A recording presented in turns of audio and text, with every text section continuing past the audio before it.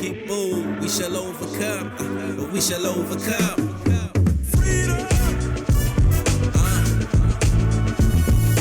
Freedom. We shall overcome, we shall overcome. Freedom. Yes, sir.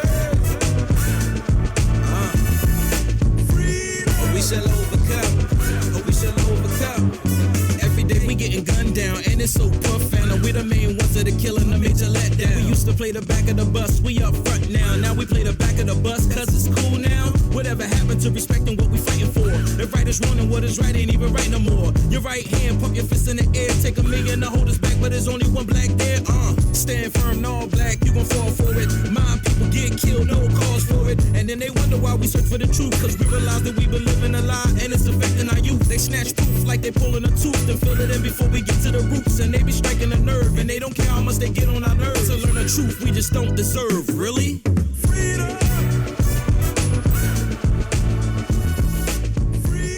We shall overcome, we shall overcome.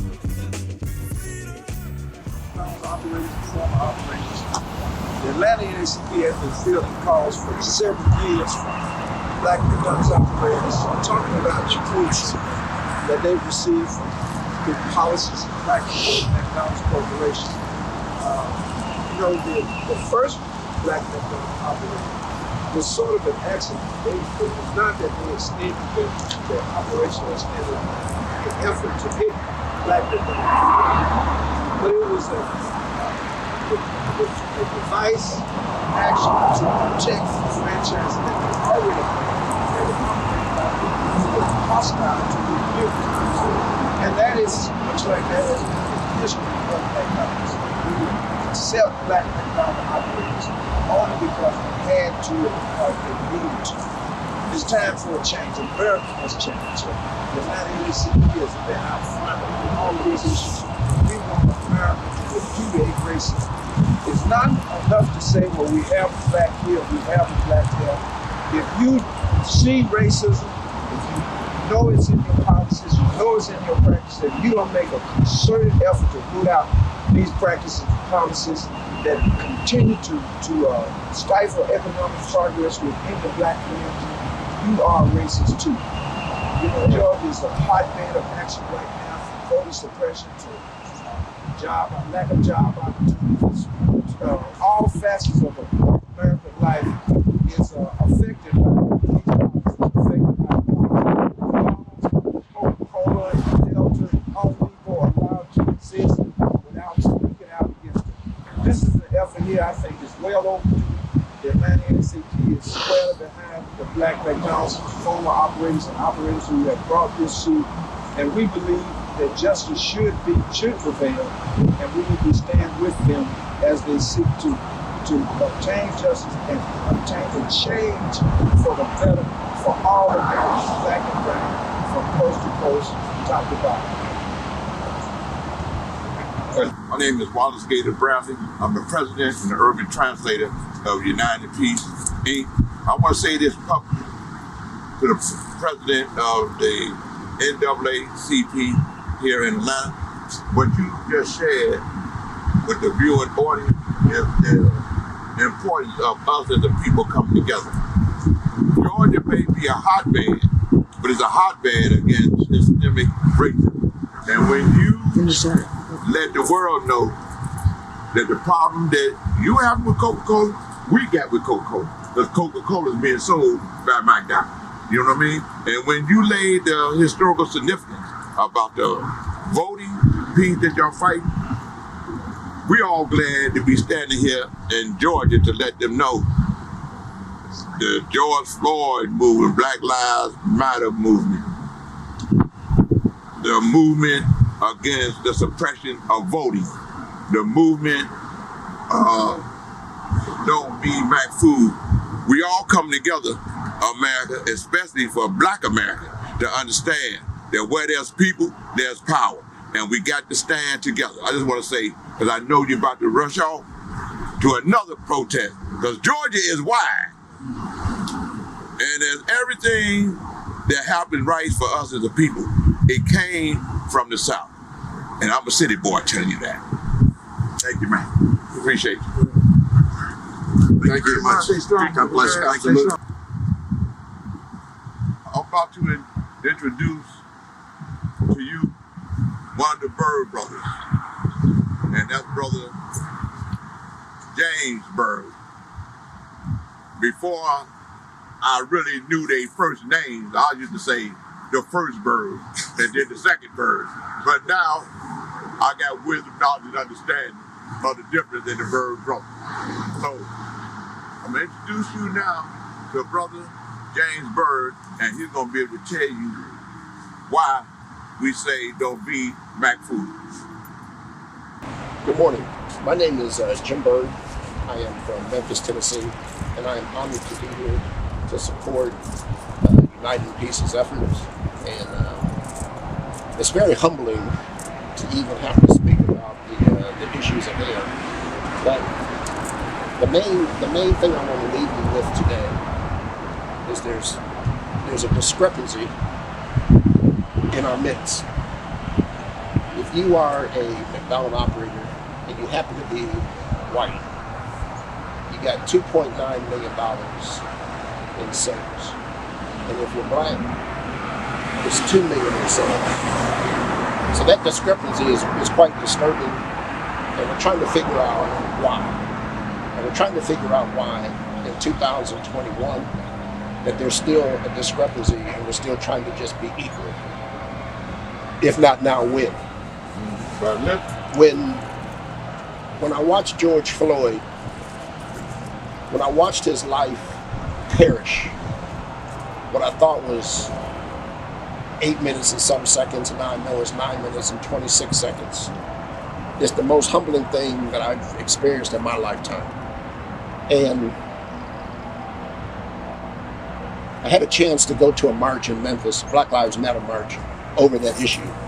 And when I looked around, there were a lot of wonderful people out, all diverse, just folks full of emotion and passion and wanting to do good.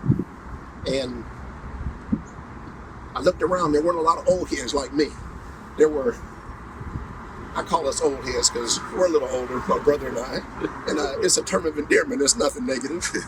and after that, we were out in Louisville, Kentucky. Breonna Taylor had been murdered, same thing. And people gathered, passion, diverse, ages. Again, my brother and I are the oldest heads out there. And so we started to think about McDonald's, and there were two executives, two ladies, dynamic ladies. They filed a lawsuit. That lawsuit identified a lot of internal documents and solidified a lot of things that we had been thinking might be the case, but in fact, with the filing, became the case. If not now, when?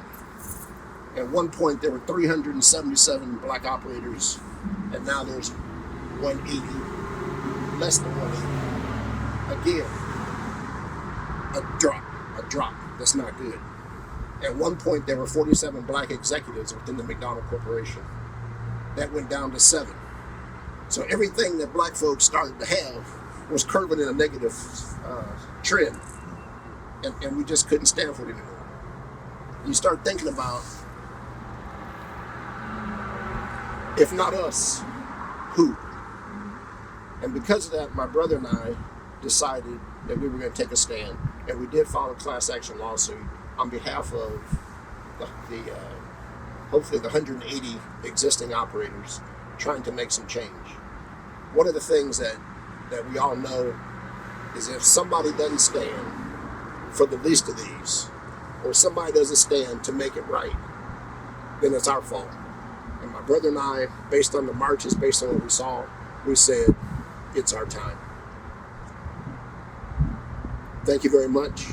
I'm humbled to be here. I'll be back. Hello, my name is Daryl Bird.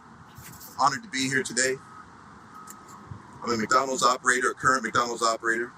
You've heard from my brother Jim. We made a decision to file a class action lawsuit, and we were blessed to have over over 77 people, 77 brothers and sisters, black owners of McDonald's, join us in this quest, because I've been an owner-operator since 1998. A very, very proud owner-operator. It was one of the greatest moments of my life to become a McDonald's owner-operator. I believed in a dream. I did the things you're supposed to do. You work hard. You stay in your stores. You motivate people. You encourage people. And you do everything you can to be a good McDonald's man, a good McDonald's ambassador, to help build that brand, to help build that equity, to let people know that we are McDonald's. As a black owner-operator, I believe that I would have the exact same opportunities as my white operator friends. I've got friends across the spectrum, Hispanic, female, all within the McDonald's system. But when I looked around, after learning about who we call the whistleblowers, the McDonald's executives who outlined the detailed, very damaging, extremely hurtful policies and practices that had been taking place aimed at operators that look like me, those of us that are darker than blue, those that we call the black operators at McDonald's. And we began to look at some things such as disparities in cash flow, the amount of money that you actually generate from the store. And as a black McDonald's operator, in my field office, my region, which is the Nashville area, we have the lowest cash flow in the country in terms of African American operators. We have the largest cash flow gap of $140,000 per store. I have 2 stores, so that means right out of the gate, I'm behind $280,000. Most of that is because the rent that I pay is much higher than my white McDonald's operators. So I'm on a quest to find out, why are the black operators charged a higher fee to be in the exact same business? It's a trickle-down effect when that happens. Not only are you lacking on cash flow, but you're also lacking on opportunities for your people, your employees, your managers. They're lacking on opportunities to take care of their families, their children, their communities. And it all comes from that building, that McDonald's, that structure, that infrastructure. We put our hearts and souls into it. We've been quiet, but we're just saying now that we want to be equal. We're not asking for anything more, not even that. It's as simple as we just want the equal opportunities to be here. I just don't think it's right that a Caucasian owner-operator would have $2.9 million in cash flow, in sales, and a black operator has 2. There's just no balance there. So we are in the business now of trying to achieve balance and parity and equality, economic opportunities for our stores, economic opportunities for our people, our communities. And we just want to be treated equal. The facts are for themselves. We just want equal treatment. We don't want to damage the brand. That's not what we're here to do. We're here to enlighten people about what's going on, because once you realize that people are being treated unfair in America, and this is the land of the free and the home of the brave, where dreams come true, well, my dream has essentially been a nightmare. And not only mine, but many black operators are living a nightmare. So we're pulling the sheet off, literally pulling these sheets off, and we're telling the truth about what is going on in America as it relates to opportunities and fairness for the black McDonald's operators in America. The black McDonald's operators in America. You know, our community generates between 20 and 30% of sales for McDonald's Corporation. Though we're 14% of the population, we over-index. We are faithful. We have shown that we believe in McDonald's, but I feel that perhaps right now McDonald's is not believing in me, but we do have plans to make that better. Thank you very much for your time. I thank the city of Atlanta. I thank Black America. I'm asking all of my fraternity brothers at Kappa Alpha Psi to join me, to join us on this quest, all Greek letter organizations, all organizations in the black community, the black churches, everyone. We must join together, because this is the beginning of economic empowerment for black people in America. Thank you.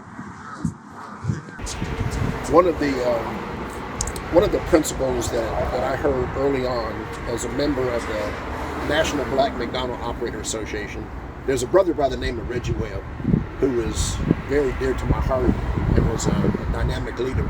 But Reggie always said, we don't want to hurt the goose that laid the golden eggs. We just want some more of those eggs. We don't want to hurt the goose, just some more eggs. And I didn't end my statement the way I would like to, but I want folks to know that if not now, when? is what I will stand for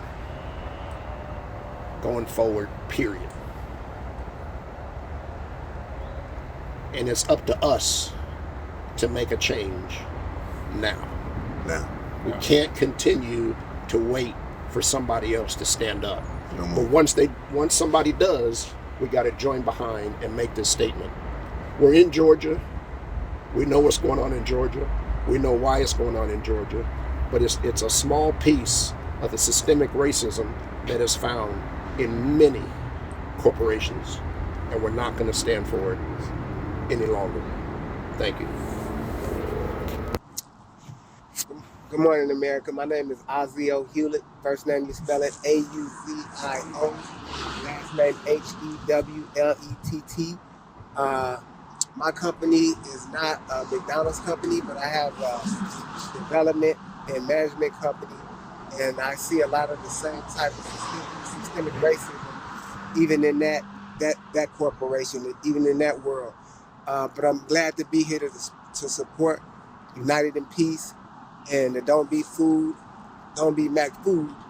movement here with the Byrd Brothers.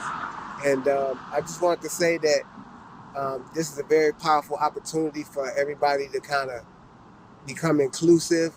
And what the Byrd Brothers is doing is really big and really powerful, because it's very easy to just lay down and just get rolled over. But it takes a lot of courage to be able to stand up to these corporations. But one thing about it, if you know anything about God, David killed Goliath, so don't be discouraged and because the franchises may be big and powerful, so on and so forth. You got to start somewhere. And systemic racism is just that. It's a system. And so it's in every facet of America and around the world. So I'm just here to just say I'm supportive of this, and anybody that's going through anything that's systemic in whatever type of company that you may be in, corporation that you may be in, be encouraged and stand up and reach out to the Byrd Brothers, reach out to United in Peace. Mr. Wallace Gator Bradley right here. And we can help you start bringing, shedding some light and pulling off the white sheet in terms of the systemic racism that you may be experiencing. I have here with me today my operation manager, Mr. Reba Dawson, and we see all the time, even in the work that we do, because we do all type of work dealing with commercial and residential properties, and a lot of times we deal with insurance companies where we helping homeowners kind of cash in on some damage that may be done to their house. But you see the racism in it when there's a Caucasian adjuster may come out to a black community. You see it in the fact that they may not want to approve the damage, but then when I meet up with another representative that may come out from the insurance company and they have my same color, there's no problem. It gets approved because the damage is there. So that's just an example that I kind of wanted to share, and I appreciate the Byrd Brothers allowing me to participate with them. And so yeah, that's what we got going on. God bless you, and like I say, everybody stand up and fight. We're here today in front of McDonald's Atlanta Regional Headquarters at 1 Glen Lake Parkway. And we're saying to the world in Atlanta, don't be McFooled. McDonald's has financially engineered a system to eradicate the black McDonald's operators.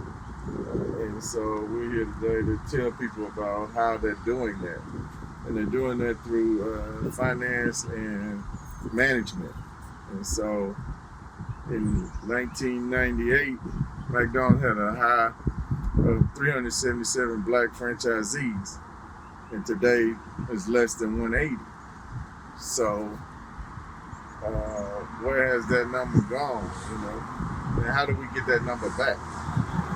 One of the ways that we propose to McDonald's is to get that number back is to create a black franchise fund, and with a minimum capitalization of $500 million to $1 billion. McDonald's is sitting on the, they're printing money from the black community. 30% of McDonald's gross sales comes from the black community, but it's not being distributed equally across all their verticals, from franchisees to employees to philanthropic to marketing and advertising. McDonald's is masterfully crafted a way to erode the black-owned radio stations through a partnership they started back in June with iHeartMedia, one of the largest radio companies in the country. It's called Black Information News, BIN.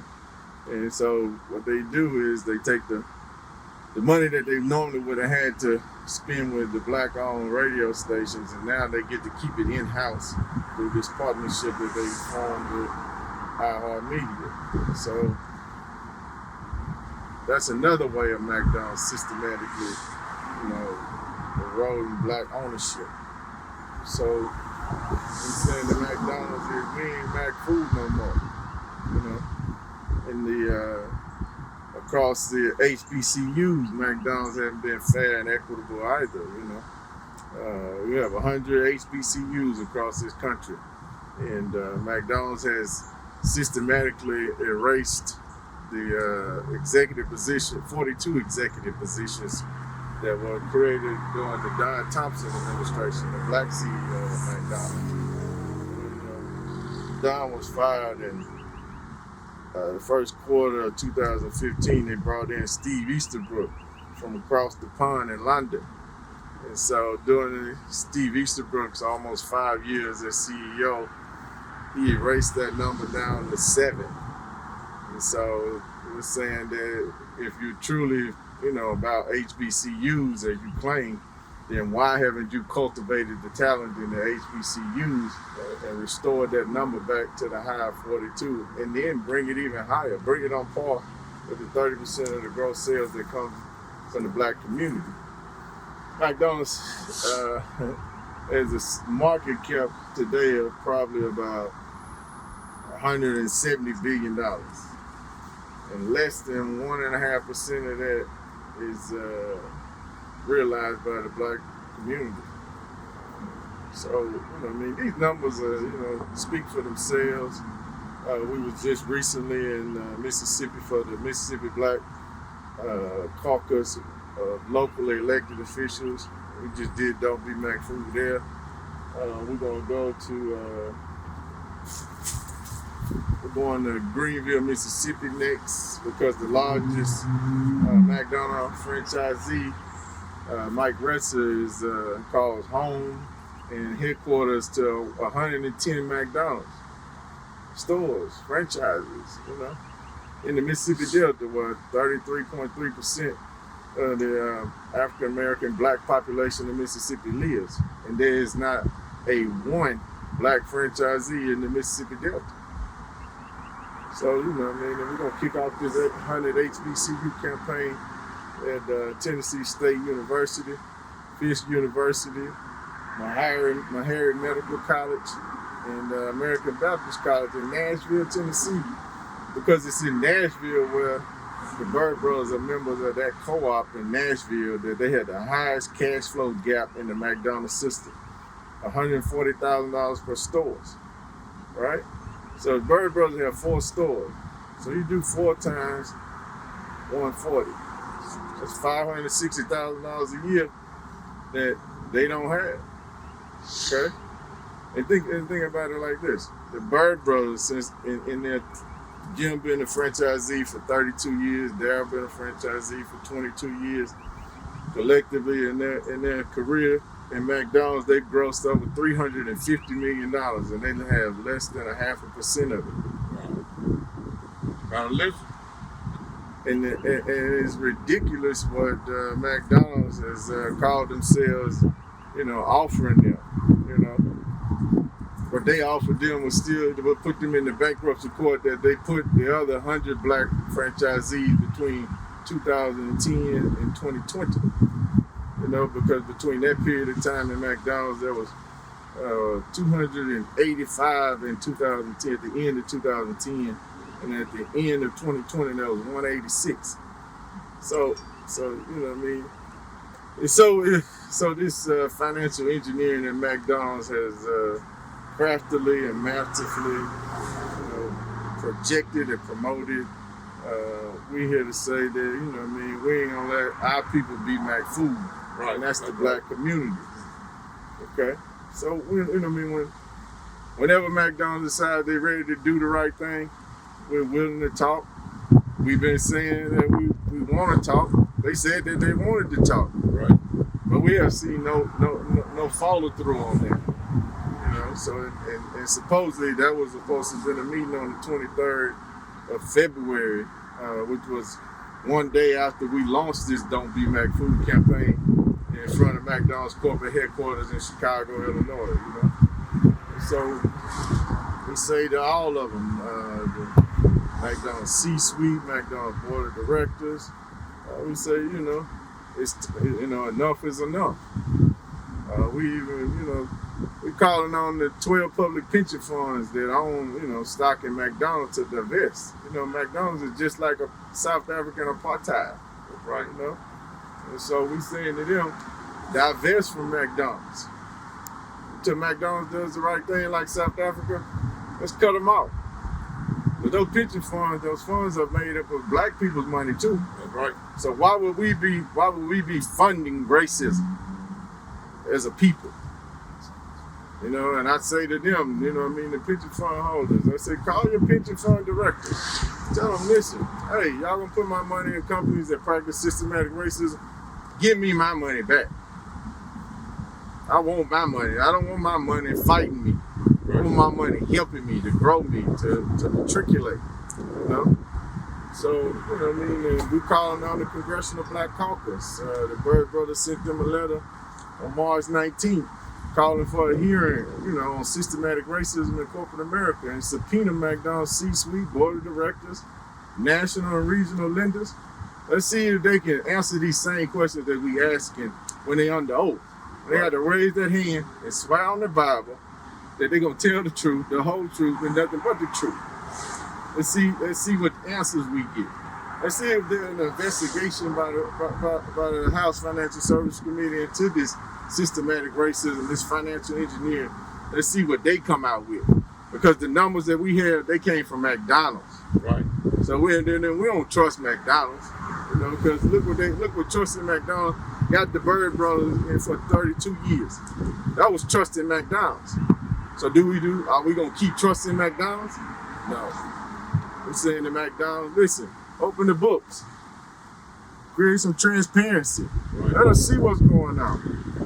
You know, if you got fair, you know, diversity, equity, inclusion that you claim, that John Rogers say, that the Byrd brothers should have $7.5 million worth of equity in their business. Right. Where is it? That's my question to John Rogers. Where they $7.5 million at? That's right. And if you can't answer that question, then all of your message that your op-ed in Fortune magazine is bogus, as they like to say in Chicago, where you grew up in. Your message is bogus. Now let's get some righteousness about that message. You know, let's see if the Byrd brothers, let's see what they are able to do. You know what I mean? You look, like I just told you, Mike Wrestler has 110 stores. He in the Mississippi Delta, poverty stricken on the end of the totem pole. But he himself has ascended to heights that they had never seen. So why we still talking about this in 2021? It's like I said in the press release that went out today.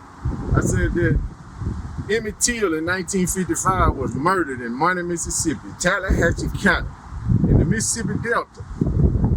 Okay, these two murderers were found not guilty by an all-white jury. Okay, that's what sparked the civil rights movement. Okay, during that time, his mother, Mamie Till, during the trial in Sumner in Tallahatchie County, his mother was staying in Mount Bayou, Mississippi, my hometown, the jewel of the Delta, the oldest black town in America, She stayed there under armed security at Dr. T.R.M. Howard's estate and was taken back and forth to Sumner every day during that trial while she had to watch while her son was not. Life was just thrown away. Murdered. You understand what I'm saying? Then let's move. Then we hit George Floyd. He the Emmett Till of 2020, our generation. So look what happened. George Floyd had a knee on his neck for 8 minutes and 46 seconds. Right? 9 minutes and 46 seconds. So, and then we sparked the Black Lives Matter movement, right? So the Byrd brothers filed a racial discrimination class action because the black operators have too been. McDonald's been had their knee on their neck. They've been choked out. They've been murdered financially. Right. Now listen. You understand? So that's what sparked this movement. The Byrd brothers. Don't be McFooled. Right. And we telling everybody out there, do not be McFooled. McDonald's is not a friend to the black community that they claim. That 365 black, positively golden is a farce. It's a massively created marketing scheme. And scheme in the negative sense of scheme, not in the positive sense of scheme. You understand? So now we saying that 360, if we can't get a resolution, if they can't come to the table and talk to us, then that 30% that McDonald's takes out of the black community, which they made over $20 billion last year, we saying to McDonald's, hey, we're gonna turn your 365 black and positively golden, we're gonna turn that into 365 black, 365 no Mac. Right. We're gonna stop eating you for 365 days. Let's see how you like that. Let's see how that works. You know, because that's the only thing they understand is money. You know, it's the money they took from them. Right. It's the respect they took from them. It's the dignity they took from them. So let's give them their dignity and their respect. And let's give them their money back. But you got it. Yeah. Where is it? They ain't got it. If it ain't on that side of the ledger, it's got to be on the other side. So let's look deep into them coffers and see, hey, let's get some retribution, reciprocity, reparations. Call it whatever you want. Let's get some equality. In this country they call it the land of the free, home of the brave. Well, this is the same country that enslaved us. So now we ain't slaves no more. And that sharecropping deal that y'all got called the franchise agreement, yeah, we're gonna kick that under the rug. We're gonna start all over again. Right. You know, we want to go to the Federal Trade Commission, talk about changing these franchising laws. We want to talk to the National Labor Review Board about that the way McDonald's massively crafted and got the joint employer ruling changed from 2015 and 2019. Now McDonald's laden the franchisees with the burden of unionization when it comes. So now McDonald's has went to an asset light model, which the franchisees represent 95% of the stores at McDonald's. McDonald's only has 5% exposure to a unit. But they're making the lion's share of the money. They talked about black suppliers. McDonald's spent $1 billion with black suppliers. That sound good, right? Right? Sound good. But they got one supplier named Martin Brower that grosses $32 billion. And you talking about all the black suppliers that McDonald's has in their system, you're talking $1 billion. We can talk about one supplier that does $32 billion. Oh, wow. Wow. Now listen. Come on now. Numbers Listen. don't lie. Hey, that's what I'm telling you. Like, listen. Let's get, like brother Gator say, they gotta let's get right Just get right or be gone. or be gone. Get right Or be gone. or be gone. So we trying to make Chris K hold up to that that statement he made on CNBC, Mad Money with Jim Cramer, that McDonald's has made more black millionaires than any company on the planet. I got two hopeful thousandaires behind me, but I'm waiting on. Listen, let's see if you can make them some billionaires. Right? You say you done made more millionaires than any other company on the planet, right? Let's see. Let's try to make it right with them 77 that you put out of business that ain't millionaires. I'm sorry. I don't mean to cut you, and I don't mean to jump in. But McDonald's said that they made more black millionaires than any other business. Company on the planet Earth. So that trumps the NBA, the NFL, the NBL. I'm just asking. I'm just asking. I'm sorry. I didn't mean to cut in. I was just asking. What it shows, That's the arrogance. that's why we say don't be McFooled. Don't be McFooled. I was just, I was just. You say that, I'm thinking about. Oh, the NFL. We just started with the NBA. Yeah, they've been in business at least over 60, 70 years. NFL. So that hit your mind. Amen. I'm sure it hit many other people out there in the world's mind. Because Right. McDonald's is a global company. Oh, I know. I've seen them all overseas. Yeah, they everywhere. Wow. Amen. That's a good question. I ain't seen no black franchise owners overseas though.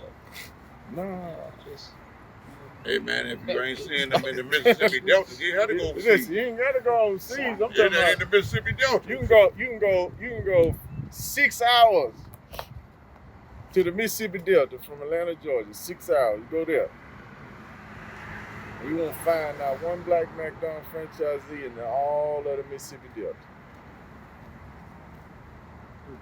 I'm mad they said they made more black millionaires than if I So that's, what I mean, as Brother Gator say, that's our story. That's our story. To And we- God be the glory. God be the glory. That's our story, and we sticking And we with it. sticking to it. We standing on it right here in front of McDonald's regional office in Atlanta, Georgia. We standing on what we saying. All right. Now we got. I'm here in support with United in Peace and the Bird Brothers and the McFooled organization because I too am a black business owner. I'm a small business owner. I have a home health agency for the DODD population in Ohio. I'm in 6 counties in Ohio, mostly rural America, where you see the proud Make America Great hats and all of that everywhere. We've seen that we've been offered the majority of the most difficult cases, but we're still there. We've seen that even staff, behind our back are still calling us niggers, but we sign their check. So, and we're tired. I'm here because I am the mother of a young black man, and I'm tired of being at home at night and hear sirens, and if my son is not at home, I'm afraid, and I have to call him to make sure he's okay. I'm tired that I have to talk to my young nephews about how to talk and act when they're around the police, if they get pulled over or if the police stop them. I'm tired of my nephew, who's a young black business owner as well, because he's successful and he drives a nice car. Whenever he gets pulled over, they want to search his car. They want to ask him, how can he drive a car like this? I'm tired. I am part of this, but I just was eager and ready to come when I talked to Mr. Bradley about what was going on with the McDonald's Corporation, because I've watched Lady America, systematically try to separate the black family. And I just want everyone to know around the globe that we black women still support, and not only support, we don't stand behind, we stand beside our black men. And that is why I'm here, because as a black people, we are tired of unequal and unfair practices. We are tired of being harassed, and we want justice and we want equality for all of us. Morning. My name is John Moy, Director of Policy and Legislative Affairs for the Urban League of Greater Atlanta. And today we call on our good corporate citizens here in Georgia, particularly the McDonald's Corporation, to take a principled position on what we believe undermines our republic. We must protect the vote at all costs. And so we stand here today with our fellow citizens, asking the McDonald's Corporation to take a principled position and to issue a strong statement against House Bill 202.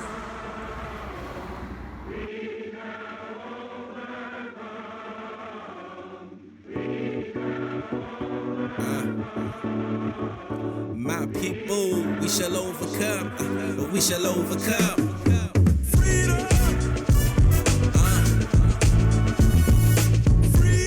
We shall overcome, we shall overcome. Yes, sir. We shall overcome, we shall overcome.